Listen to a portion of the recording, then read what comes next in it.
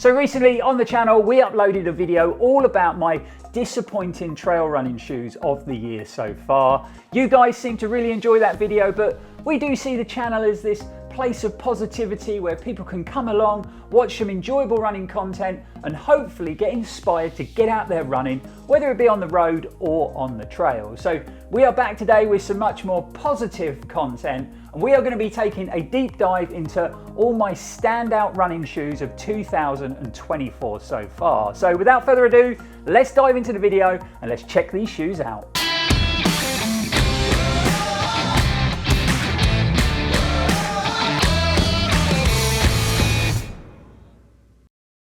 Yep, it's me again. Videos are coming thick and fast here at the moment. Really hope you're enjoying the content, guys. I'm Lloyd Purvis and this is Run4Adventure. So like I mentioned in my top 3 disappointing trail running shoes video, I've tested out a massive mix of running shoes this year from lots of different brands, lots of different models, and a good mix of road and trail running shoes. A big percentage of them have run really well and I've enjoyed the performance. So we've got several shoes to talk about in today's video. So let's take a look at the first one, and it is the Long Sky 2 Matryx from Merrell. Now, if you've been following the channel for some time, you'll know that I am a big fan of Merrell's brilliant Agility Peak 5. I think it's such a consistent, reliable trail running shoe. However, I wasn't such a big fan of their more stripped back MTL Skyfire 2. I think for me it was a little bit too stripped back, and it didn't seem to offer a lot of sort of underfoot comfort and protection. So I really didn't know what to expect from these because they are quite similar looking shoes. First of all, weighing in at only 261 grams, they felt nice and light and really nimble out on the trails. And even though this midsole stack height does look quite minimal, they actually offered me a good level of comfort and underfoot protection. Obviously, this is the Matryx upper version of the MTL Long Sky 2, but there is also a standard version of the shoes, slightly more affordable. However, I have heard of a few durability issues with that standard upper breaking down quite quickly. So maybe the Matryx upper being super durable is the option to go for. Flipping them over, you can see we've got this very impressive looking Vibram Mega Grip 5mm lugged outsole pattern. Great levels of traction from these chunky lugs on all types of terrain, and obviously being Vibram Mega Grip rubber, I've got really good levels of grip in wet conditions. So if you're looking for that lightweight training shoe for those quicker sessions throughout the week, or you want something that's nice and nimble and responsive to lace up on race day, then I think these are definitely worth a closer look.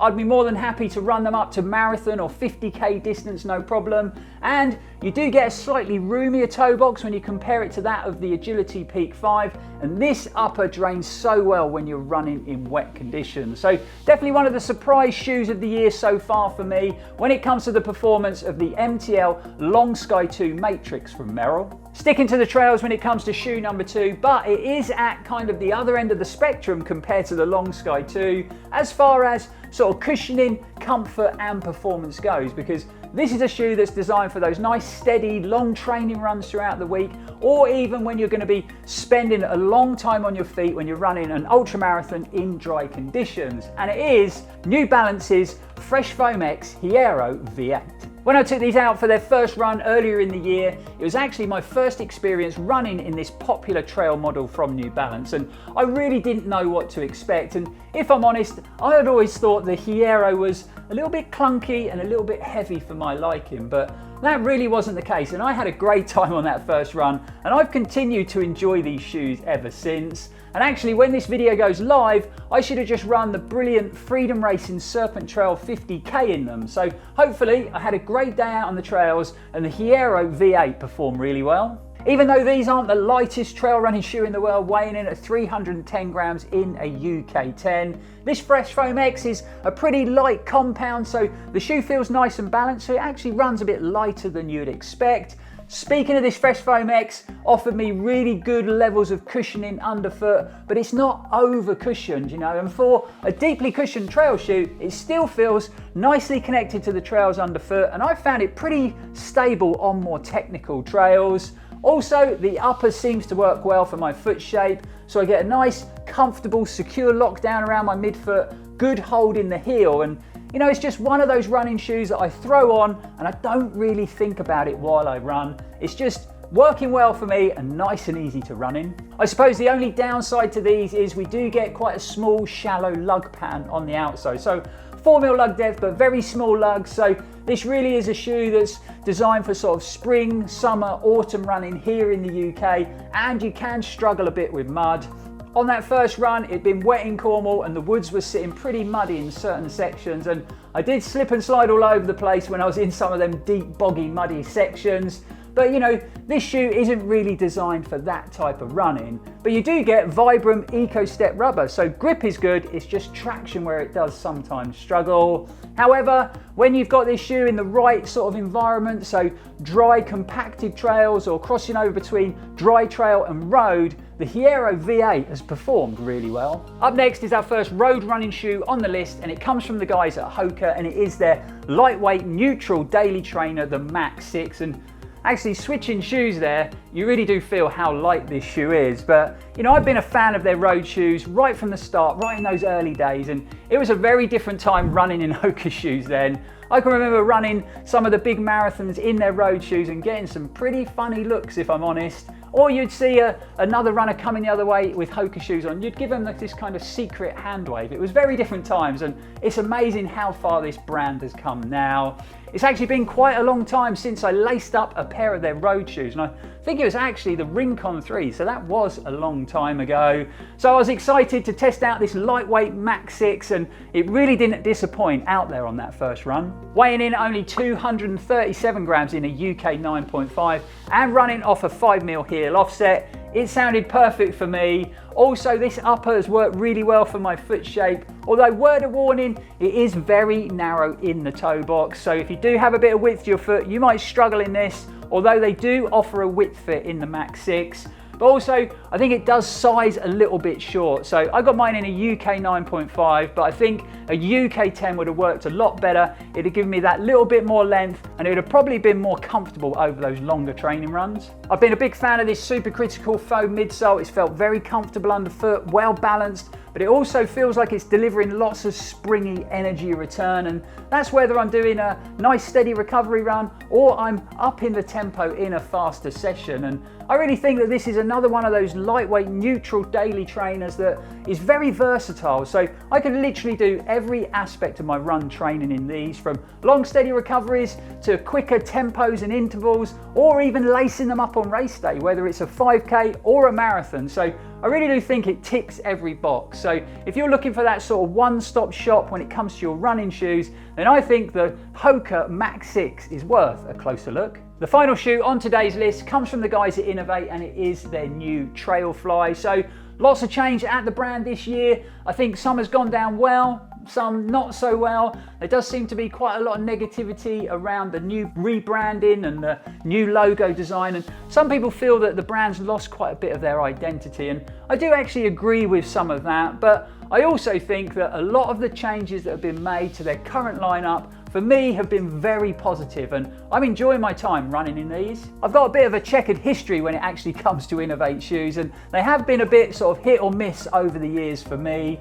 I enjoyed a lot of the features in the very popular Trailfly G270. However, I did have a few upper comfort issues on longer runs. That thin tongue did get a bit uncomfortable, and I had a few irritation issues with the ankle collar, and the fact that that shoe is a zero drop didn't really work for me when I was putting in longer miles. I also spent a lot of time in their first ever sort of deeply cushioned trail shoe, the G300 Max.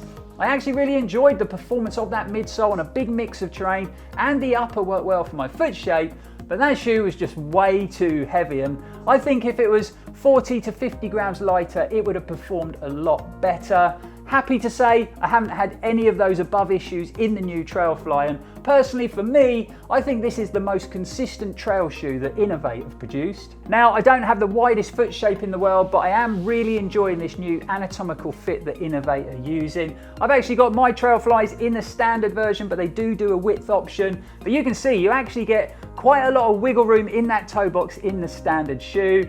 but I'm still getting a nice secure midfoot lockdown and a good hold in the heel. I think the overall fit of the shoe does really remind me of an Ultra, and that's not a bad thing because I've always enjoyed having that nice wiggle room and the wide roomy toe box feel of an Ultra shoe. But like I just mentioned, I'm not really a lover of a zero drop, so it's been great having that nice wide toe box but in a shoe that runs off a 6mm offset. I also think the pairing of the Powerflow Pro foam and these bouncy boomerang footbeds inside gives you a really good sort of balance between comfort and connection on all surfaces. Plus you've got the added bonus of this midsole being super flexible at the midfoot and in the forefoot. So they've also felt pretty nimble on more technical trails. And flipping them over, you can see we've got INOV8's graphene grip rubber with this 4mm lug pattern. Now INOV8 claim that this is a new blend of graphene rubber to offer you a bit more grip when you're running in wet conditions, and I've got to say it's performed really well. I've had no grip issues at all. Obviously with them only being a 4mm lug depth, I think the Trailflies would struggle in really muddy conditions, but you know, the shoe hasn't really been designed for that type of running, and on all other terrains I've been more than happy with the performance. The other Tuesday night we actually got taken on a bit of a wild goose chase by good friend Steve Wyatt across the Towers and then back over the beach. Unfortunately, he didn't realise the tide was in, so when we got to the end of the beach, we were literally running through knee-deep water, and then once we'd cleared that water, we had to scramble up the cliff face to get back to the trail, and that cliff face was soaking wet rock, and this rubber gave me lots of confidence. It felt super sticky, so I think that blend of rubber has definitely improved grip in wet conditions. However, obviously my shoes got very wet running through the sea there, and maybe they didn't drain as quickly as I'd have liked,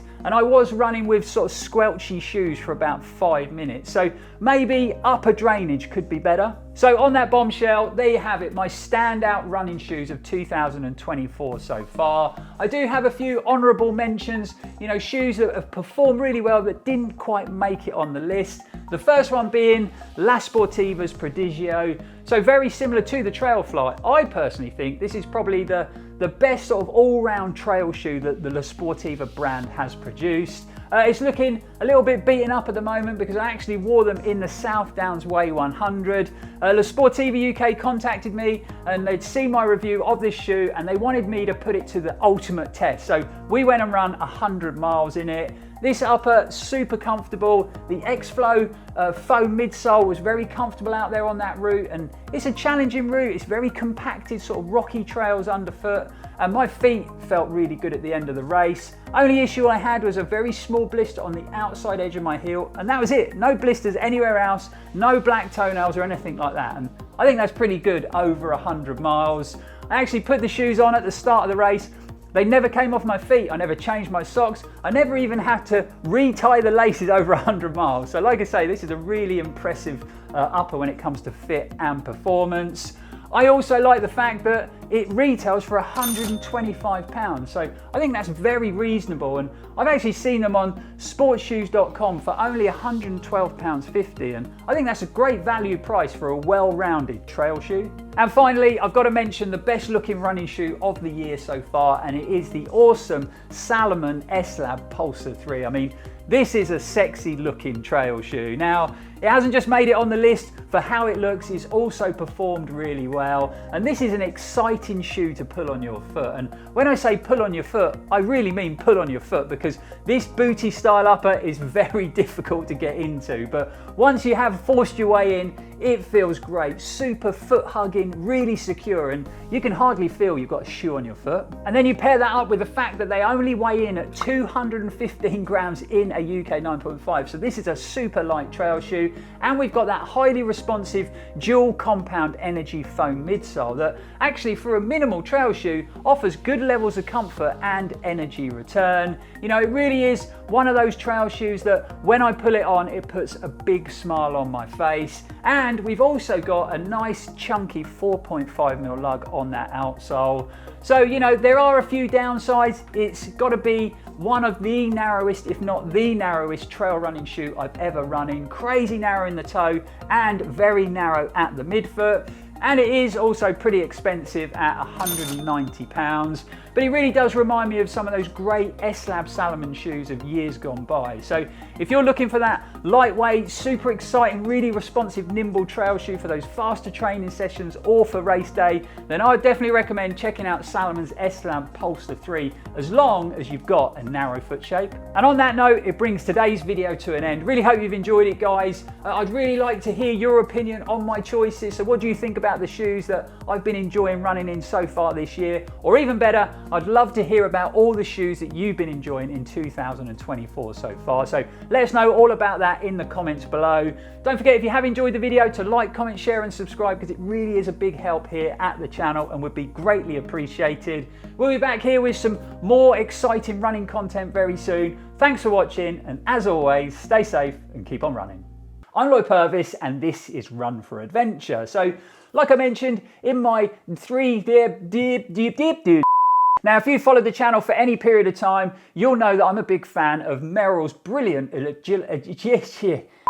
but obviously, being Vibram Mega Grip rubber, they've given me great deals of grip